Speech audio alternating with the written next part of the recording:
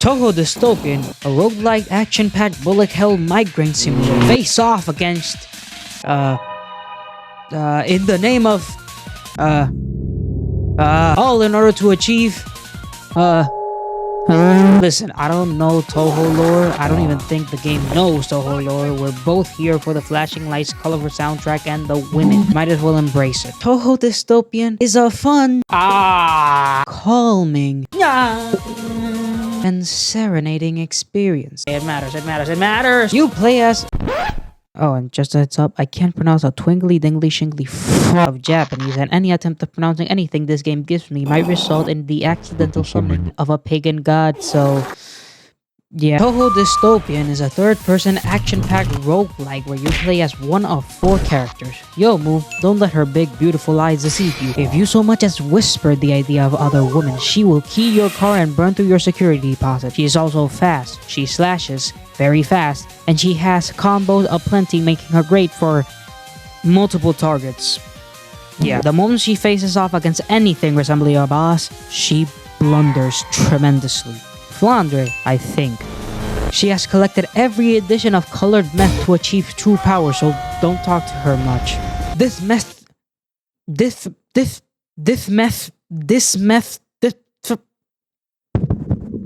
meth strength allows her to use a sword thrice her size. Unfortunately, drug-induced strength tends to come with periods of disassociation, so you can press the attack button, leave, go to a bar, get some drinks, find the girl, raise her up, bring her back to your crib, woo out her mind for about 3 to 5 minutes, wait until she sprouts 3 little testiclins with a 4th one on the way, move to the suburbs, go to a club, get woozy, cheat on your wife not knowing she's in the house only for her to barge in to find you slumped over some hooker, file for a divorce, lose your car, lose your money, your house, your son's custody, then you can go back to press the attack button again. Yeah. She hits hard but is very slow, so don't expect to pull any Tekken level combos. Then again, I doubt anything can survive long enough for you to need to attack more than thrice. Marissa, don't let her cook for you, since there's a 50-50 chance the veggies she used for your food are either fresh ones straight out of Econo, or the ones that have been sitting at the back of the freezer for 3 months marinating on your lost hopes and aspirations of weight loss. My guess is this is the result of too much Harry Potter. Next thing you know, she'll start blasting Joe Rogan to the point where she starts reciting each episode by heart and replace all her Spotify songs with TikTok Sigma edit sounds. She has the most amount of range too. And finally, Moko, I don't know, who created her own strand of syphilis in order to weaponize its burning attributes, so don't touch her. She goes hard and fast, so you better keep up with your Pilates. Granted, her range is about as big as the tip of my dick, but she makes up for it with her overabundance of combos and her self-destructive tendencies.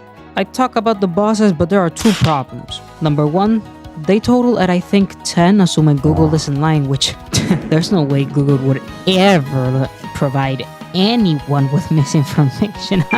And number 2, they're virtually the same gameplay-wise. They all use the tried and true method of just filling up the area with whatever projectiles they can muster and wish you dead. With that, you might think, how am I supposed to avoid getting hit? Well, there are 2 main methods of avoiding attacks. Number 1, and the one you should be acquainted with first, dashing. And if you're a f***ing beta boy, you can dash away from an enemy when it attacks, then waste stamina dashing back in, leaving you unable to dash any more attacks until your stamina fills up. Or you can use the Chad method for those who actually enjoy getting good and developing as a functional adult that contributes to the society, timing your dash to pass perfectly through the attack. This will put you in a Zen-like state I like to call Snoop mode, during which you can do a counterattack. And the fact that most upgrades that interact with your dash only apply to the perfect dodge. So yeah. And since every good roguelike requires upgrades, Keiki gives you some permanent upgrades obtained by the act of taking the souls of the bosses you kill in order to turn that soul into performance enhancers you use to permanently upgrade yourself. Or that's my best guess, I don't know. For all I know, she might be using those things as sacrifices to the ancient Mesopotamian god Lamashtu to increase the amount of galaxies on her TikTok streams. On. That's a weird way to spell on, but I can't really imagine any other way to spell it. On is a Romanian pickpocketer you have as a dead peon and will occasionally give you starting cash for your runs. Finally, you unlock followers who you can ask to join you in your runs, which you can give these special crystal things to give them permanent upgrades. I don't know why they like them, but my provider from Albuquerque told me it's nothing to worry about, and I trust him. Your temporary upgrades are talents, which you can get in between every round. This nifty little machine you can gamble on whether you get an okay upgrade or the equivalent of jabbing a PVC pipe into your femur in order to get some Negra Oriel Lane crystals. And items you can purchase from this bitch after every boss. Just know I don't read a single upgrade description. I choose my upgrades by letting God take over my hands, closing my eyes, and letting him pick for me. If you actually believe I actually go out of my way to read and understand and min-max? Hey, look a little this guy. He actually thinks we read what upgrades we use. Listen here, if you ever so much as suggest that we should put in any effort into picking what upgrades to choose, then buddy, you're missing half the fun of the game. Half the point of this game is to let numbers make choices for you and use whatever you have to try and figure it out from there. And if I see you trying to pick what upgrades best suit your build, I'll kill. But why would you give a singular flying effigy of a for this game? The answer? The combat. It plays like the bastard malformed child of literally any Hoyoverse game and Bayonetta. Since you mix the flashy, oversaturated particle effect spammy nature of Genshin or Honkai or Zenless with the testicle twisting combo driven controller abuse simulator aspect of Bayonetta. No, instead of providing you with a golden corral buffet of combos, they give you more and more moves you can combo out of or into as you progress. These tend to be simple additives to your moveset rather than flat out new moves, but it's how you organize them where that Krabby Patty formula lies, like mixing your dash attack into a jump attack to avoid low attacks, or mixing your special into a jab to stagger them. With the Glock out if they're far away, then mix your dodge into a Rock Lee special to give them a healthy dosage of CTE. Now listen, I'm no Touhou fan.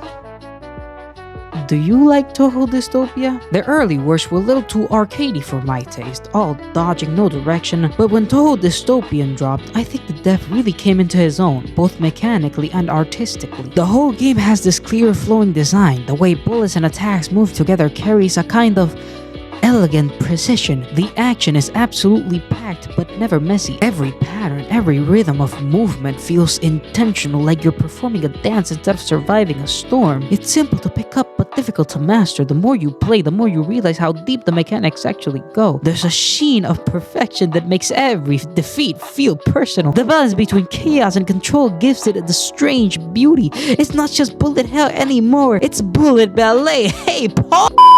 This game also times how long each round takes, so if you don't like grass, you can try and compete to see which bundle of pixels makes the lowest number. Or you can just flail about, spamming your basic attack until they die. You know, it's not illegal to be fatherless, just don't act surprised at the fact that I'm right, you're wrong. In fact, I go as far as to call myself an agreeable, likable person, but you don't even have a loving family. They all want you out of their house. But with that, I think it's time I finish this, considering I'm well and dry of things to say. If you enjoyed this, like, comment whatever game you want me to do next, subscribe to feed my ego, and if you don't like me, then like this video so you can keep getting me recommended to you, so you can keep spouting hate in the comments. And subscribe to keep as up to date as possible to have as many opportunities to insult me. Take care, God bless you all, and I'll see you again in about 3 to 5 business days.